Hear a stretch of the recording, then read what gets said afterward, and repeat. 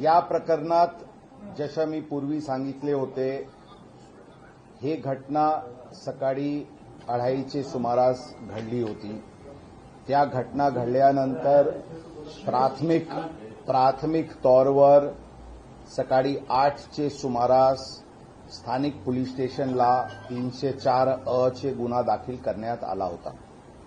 या प्रकरणात नंतर घटनाक्रम कळल्यानंतर त्याच दिवशी अंदाजन 11 ते 12 चे सुमारास या प्रकरणामध्ये 304 कलम वाढवण्यात आला होता। 304 म्हणजे non bailable offence, culpable homicide amounting to murder या कलमाचे इन्ग्रेडियंट ही पूर्ण घटनामध्ये दिसून आल्यानंतर ही कलम वाढवण्यात आली होती। त्याच दिवशी आम्ही ज्युव्हेनाईल जस्टिस बोर्डकडे अर्ज करताना ही एक हिनस क्राईम आहे म्हणून त्यांना एडल्ट म्हणून ट्रीट करावी आणि जोपर्यंत हे एडल्ट म्हणून ट्रायलबद्दलची निर्णय होत नाही तोपर्यंत त्यांना रिमांड ऑब्झर्वेशन होमला पाठवण्यात यावी। खरा एडल्ट म्हणून ट्रायलचे एक प्रोसिजर असते आणि ते ट्रायलचे स्टेजवर त्याचे फायदा होतो म्हणून त्याचे एक प्रोसिजर आहे, त्यामध्ये वेळ लागतात, परंतु तोपर्यंत त्यांना ऑब्झर्वेशन होमला पाठवण्यात यावी अशी आमची आग्रह होती। ते दोन्ही ऍप्लिकेशन आमचे त्या दिवशी डिसअलाउ झाले होते आणि म्हणून आम्ही त्याच दिवशी निर्णय झाली होती की या केसमध्ये आम्ही हायर कोर्टला अपील करू। त्याच काळात आम्ही वडिलांवर आणि पब्सचे लोकांवर ज्युव्हेनाईल जस्टिस ऍक्ट अंतर्गत गुन्हा होत असल्यामुळे त्याच्यावर गुन्हा दाखल करण्यात आली होती। 304 चे केसमध्ये आम्ही अपील केले होते। त्या अपीलमध्ये आम्हाला परत ज्युव्हेनाईल जस्टिस बोर्डकडे आपण जावी, जेणेकरून आम्ही परत ज्युव्हेनाईल जस्टिस बोर्डकडे गेले आणि ज्युव्हेनाईल जस्टिस बोर्डने आमची ऍप्लिकेशन अलाउ करून त्यांना ऑब्झर्वेशन होमला 14 दिवसासाठी 5 जूनपर्यंत पाठवलेली आहे। आणि एडल्ट म्हणूनचे जे ट्रायल व्हावी, ट्रायलचे स्टेजवर एडल्ट म्हणून ट्रायल व्हावी याच्यासाठी ते प्रोसिजर इनिशिएट करण्याची कारवाई ज्युव्हेनाईल जस्टिस बोर्डकडून झालेली आहे। ते प्रकरण ज्युव्हेनाईल जस्टिस बोर्डकडे चालू आहे। त्याच काळात जे ज्युव्हेनाईल जस्टिस ऍक्ट अंतर्गत गुन्हा दाखल करण्यात आला होता त्यामध्ये सर्व आरोपी इन्क्लुडिंग जे फादर आहे ज्युव्हेनाईल अक्यूजचे त्यांना सगळ्यांना अटक करण्यात आली होती। त्यांना काही आरोपीला 4 दिवस, काही आरोपीला 3 दिवस पीसीआर भेटली होती। आज त्याचे पीसीआर संपत आहे।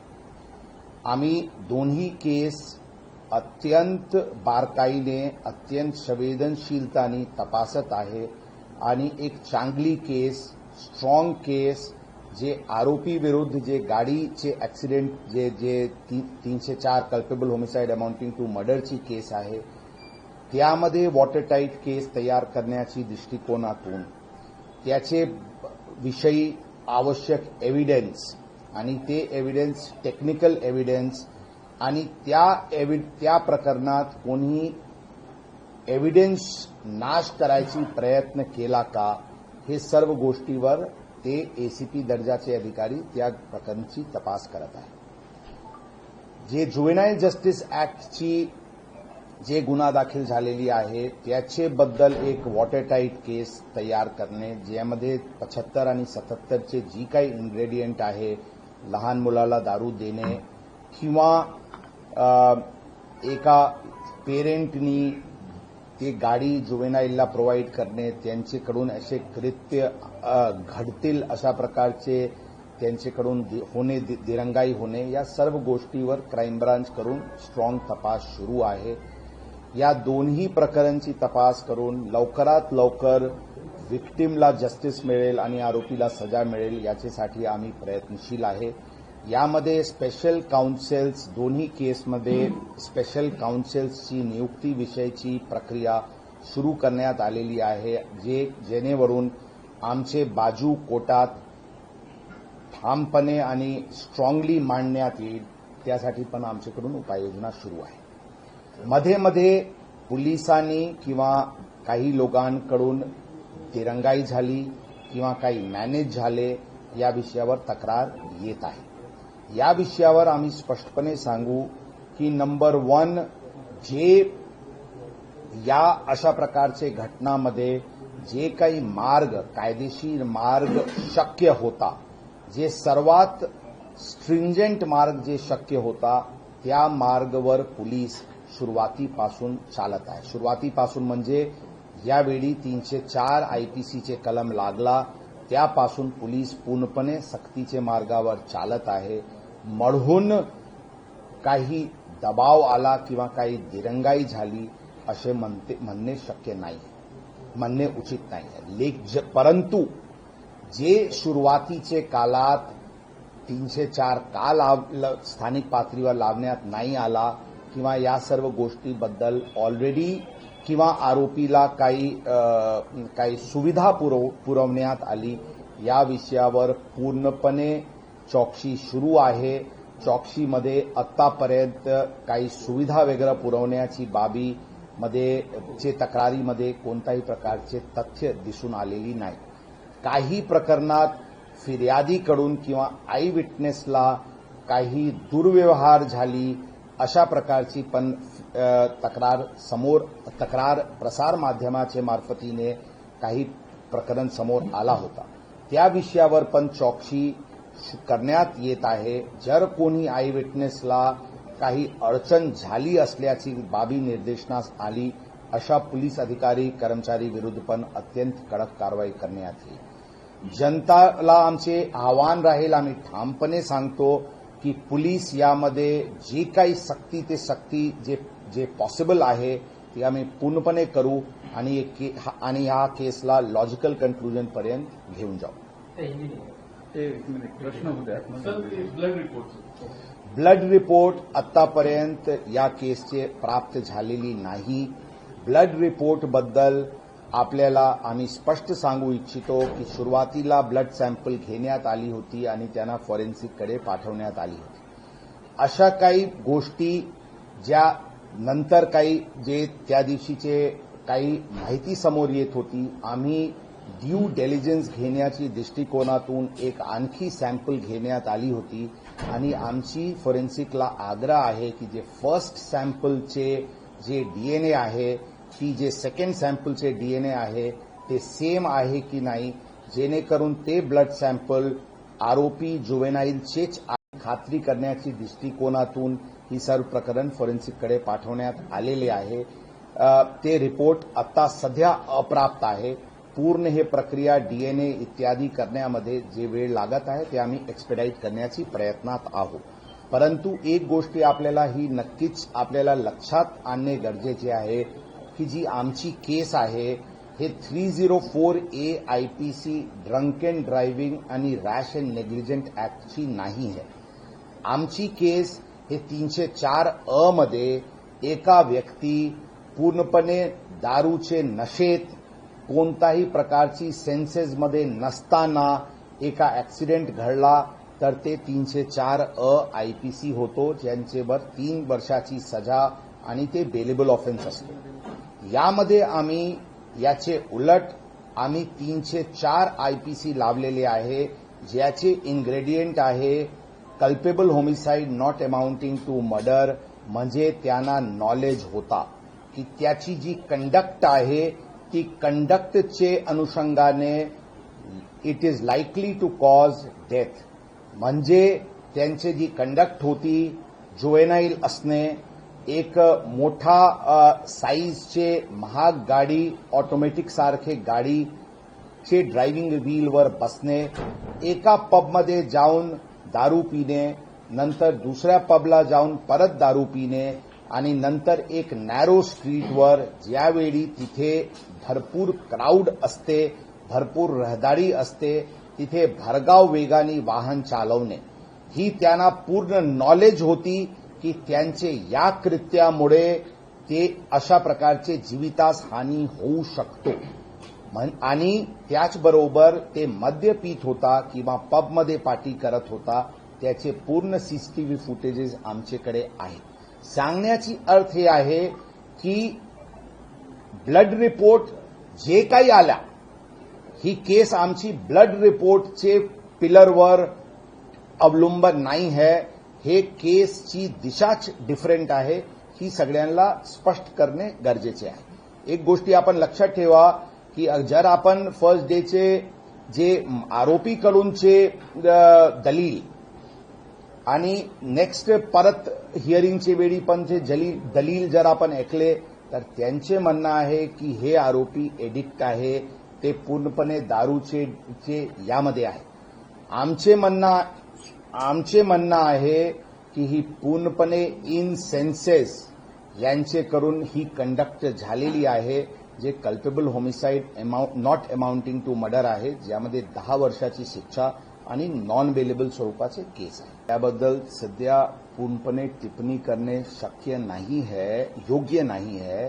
परंतु मी सांगतो की आमची केस आहे की ते फुली इन सेन्सेस होता आणि ते इतके ड्रंक की त्यांना काही कळतच नव्हता, अशी ही प्रकरण नव्हती.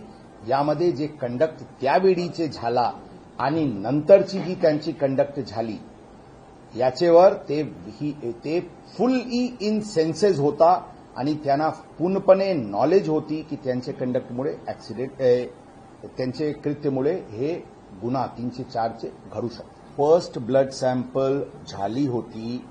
फर्स्ट ब्लड सॅम्पलमध्ये अल्कोहोलचे कंटेंट वगैरेबद्दल विचारणा करण्यात आली होती. अशा प्रकारचे प्रकरणामध्ये पूर्ण कॉशनचे दृष्टिकोनातून एक आणखी ब्लड सॅम्पल घेणे गरजेचे आहे अशा आम्हाला वाटला, जेणेकरून पुढचे काळात जरी काही शंका असतील की ते ब्लड सॅम्पल्स मॅनिप्युलेट करण्यात आलेली आहे तर त्याबद्दल आम्हाला नक्की निर्णयावर पोहोचता येईल. म्हणून as a matter of abundant precaution he sample घेण्यात आली. आम्ही स्पष्टपणे सांगितले, आम्ही या गोष्टीवर स्पष्टपणे आता सांगितलेले आहे की अशा कोणताही आरोपमध्ये आतापर्यंतची चौकशीत काही गोष्टी आढळून आलेली नाही. परंतु ही गोष्टी आम्ही सांगितलेली आहे की सुरुवातीला काही घटनाक्रम जे व्हायला पाहिजे होता ही झालेली नाही रात्रीचे काळात, त्याबद्दल ऑलरेडी निष्कर्षवर पोहोचले. बरोबर आहे, मी सांगितले की जे पिझ्झा पार्टी वगैरेबद्दलची या प्रकरणात कोणताही तथ्य दिसून आलेली नाही, परंतु काही गोष्टी आहेत ज्याच्यावर कारवाई करण्यात येईल. फर्स्ट ब्लड सॅम्पलसाठी अंदाजन 9चे सुमारास त्यांना ससून हॉस्पिटल गुन्हा करीब 8 वाजून काही मिनिटांनी दाखल झाला होता. त्याचे नंतर त्यांना ससून हॉस्पिटलला पाठवण्यात आली होती. 11चे सुमारास त्यांची फर्स्ट ब्लड सॅम्पल झाली होती ससून हॉस्पिटलला. सेकंड ब्लड सॅम्पल दुसरा एक हॉस्पिटलला घेण्यात आली होती, ती संध्याकाळीचे काळात घेण्यात आली होती. त्यामध्ये बेसिकली डीएनए सॅम्पलिंगचे विषयासाठी घेण्यात आली होती. आम्ही पूर्ण एक जे घरातून जे व्यक्ती बाहेर पडला त्यापासूनचे ऍक्सिडेंटपर्यंत तपासाची दृष्टिकोनासाठी आणि त्याचे नंतर काही काळात जे त्यांना त्यांचे पोलीस स्टेशनचे कडे घेऊन जाताना ती कंडक्ट ते पण गुन्ह्यासाठी आणि नंतरची जी आरोप झाली होती तपास यंत्रणेवर त्याच्यासाठी एक सीसीटीव्ही आणि एक ठिकाणाचे रजिस्टर किंवा जे काही डॉक्युमेंट्स आहे ते जप्त करण्यात येत आलेले आहे. फॉर एक्झाम्पल, ते ज्यावेळी घरातून बाहेर पडला त्यावेळी त्यांचे घराते सिक्युरिटी गार्डचे रजिस्टरमध्ये नमूद आहे की ही गाडी ते मुला घेऊन बाहेर पडलेले आहे.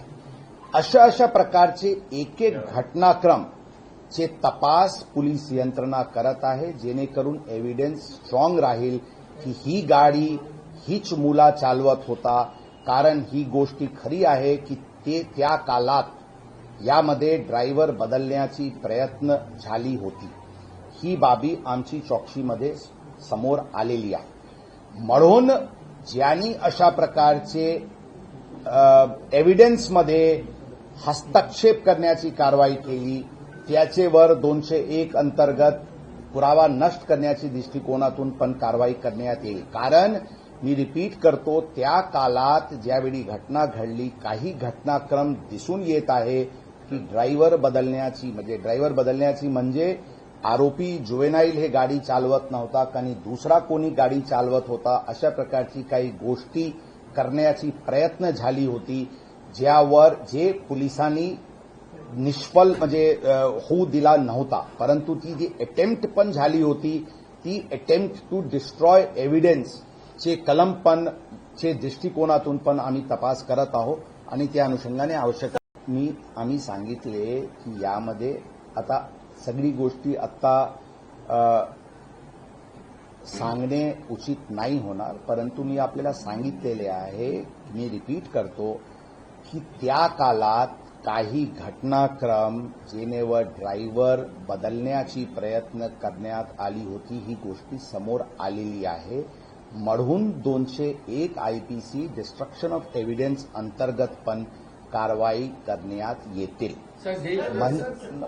म्हणजे सर्व दिशेंनी सर्व दृष्टींनी एक एक क्रोनॉलॉजिकल सिक्वेन्स ऑफ इव्हेंट म्हणून आम्ही सांगितले की जे अटेम्प्ट होत होता ही बाबी समोर आलेली आहे. जे आपण आणखी विचारले ते हो बरोबर आहे. ड्रायव्हरनी सुरुवातीला काही म्हटला होता, काही सुरुवातीला पोलीस स्टेशनला अशा प्रकारचे सांगितला होता की आम्ही गाडी चालवत होतो. ते कोणाचे दबावाखाली बोलला होता आणि का बोलला होता त्याबद्दल आपल्याला खुलासा योग्य वेळी करण्यात येते. आता एक वेळा मराठी कंप्लीट हो करू द्या, आरामात बोल. One second, I just finish question. ही वारंवार ही प्रश्न उपस्थित होत आहे की माननीय आमदार महोदय जे पब्लिक रिप्रेझेंटेटिव्ह आहे ते पोलीस स्टेशनला आले होते का? ते पोलीस स्टेशनला आले होते. It is a matter of record, it is a matter of fact. यामध्ये कोणताही दोन मत नाही आहे. आता मी वारंवार सांगते की पोलिसांनी जी प्रकरण आले असतील नसतील, पोलिसांकडून जी कारवाई झाली ती कारवाई नियमानुसार आणि कायदेशीररित्याने होती. म्हणून त्यांचे वरून काही दिशा तपासाचे बदलला ही सांगणे संयुक्तिक नाही होणार. सर 2 एफआयआर फाडल्या आहेत, असं 2 एफआयआर फाडल्याचा आरोप दंगेकरांनी केला आहे. त्याचं नेमकं कारण काय? त्यात काही तथ्य आहे का किंवा मग? बरोबर आहे, यामध्ये 2 एफआयआर दाखल करण्यात आलेली आहे. आता काही लोक 3 एफआयआर पण काही प्रसार माध्यमातून सोशल मीडियावर दिसत होता. बघा, फर्स्ट एफआयआर जे सकाळी 8चे सुमारास दाखल झाला होता ते 304 आयपीसीचे दाखल झाला होता. ही आहे फर्स्ट एफआयआर. आता त्या केसमध्ये 304 कलम 3 तासानंतर वाढवण्यात आला होता, ज्यांच्याकडून गंभीरता त्या केसची वाढली होती.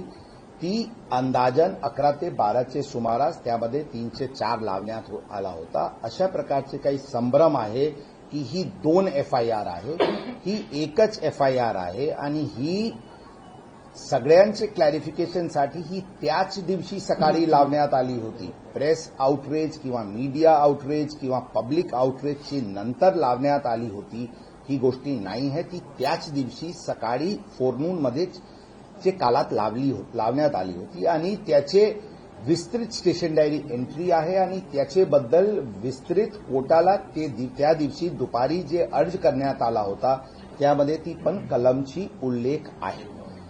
आता सेकंड एफआयआर जे आपण म्हणते ती आहे जुवेनाईल जस्टिस ऍक्ट अंतर्गत, ज्यामध्ये फादरची रोल आणि पब ओनर्सची रोल आहे. जे 75 आणि 77 जुवेनाईल जस्टिस ऍक्टमध्ये त्याच्यावर ते जे प्रोव्हिजन्स आहे त्याचे उल्लंघन असल्यामुळे ती कलम लावून एक वेगळी एफआयआर दाखल करण्यात आलेली आहे.